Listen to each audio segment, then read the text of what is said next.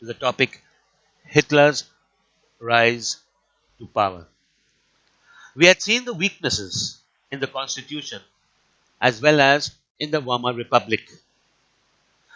This crisis in the economic, political, and the society paved the way for Hitler's rise to power.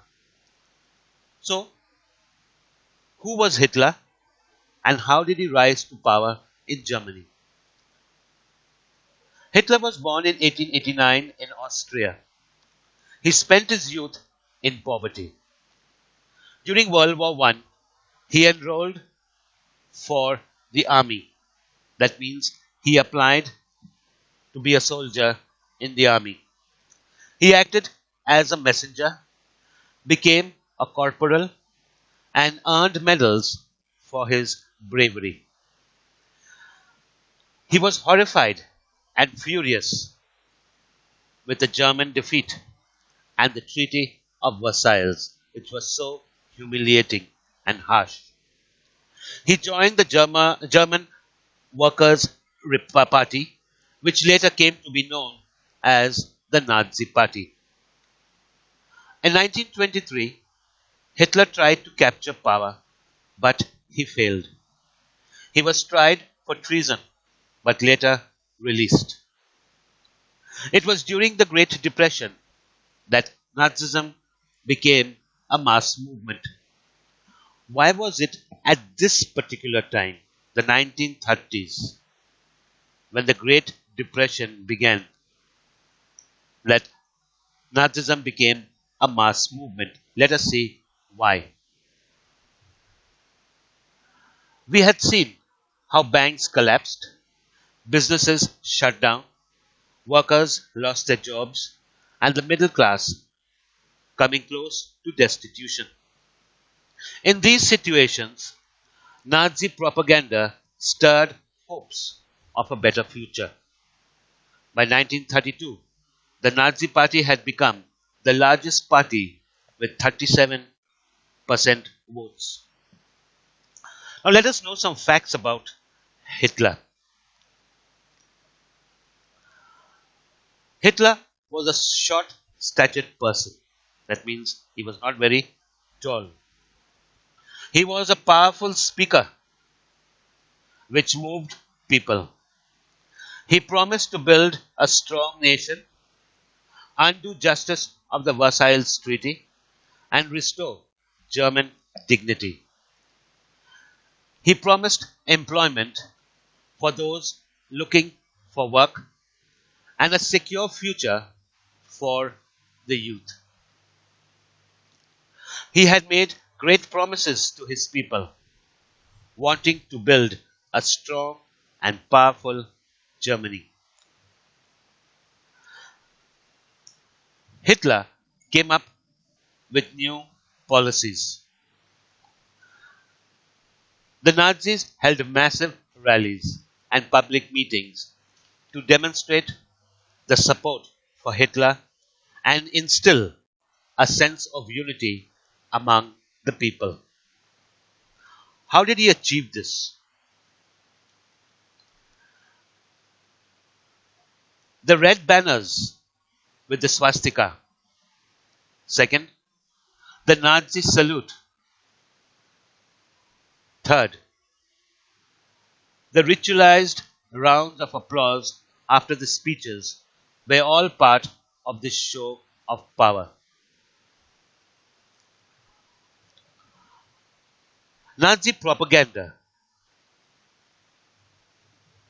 very skillfully portrayed Hitler as the savior.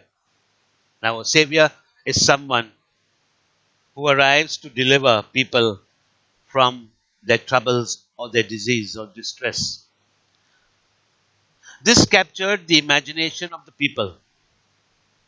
Their pride and dignity had been shattered and were living in a time of acute economic and political crisis. Now we will see how Hitler destroyed democracy in Germany and how dictatorship was established. On 30th Jan 1933, Hitler was offered the chancellorship, which he willingly accepted. Having acquired power, he set out to destroy and dismantle the structures of democracy. Very suddenly, a great fire broke out in the German parliament. This was very surprising, mysterious, in fact. The fire degree suspended civic rights like freedom of speech, press, and assembly. He went after his worst enemies, the communists, whom he packed off to concentration camps. The repression of the communists was severe.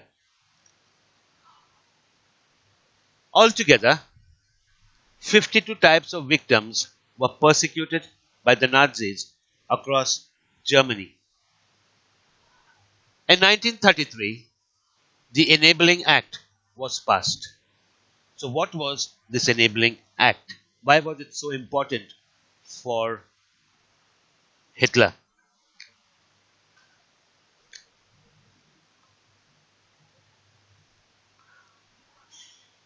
The Enabling Act established dictatorship in Germany. It gave Hitler all powers to sideline parliament and rule by decree. All political parties and trade unions were banned, except the Nazi Party. The state established complete control over the economy, media, army, and judiciary. Special surveillance and security forces were created to control and order society. It was the extra constitutional powers of these newly organized forces that gave the Nazi state its reputation as the most dreaded criminal state. Now, people could be detained in torture chambers, sent to concentration camps, deported at will, or arrested without legal procedures.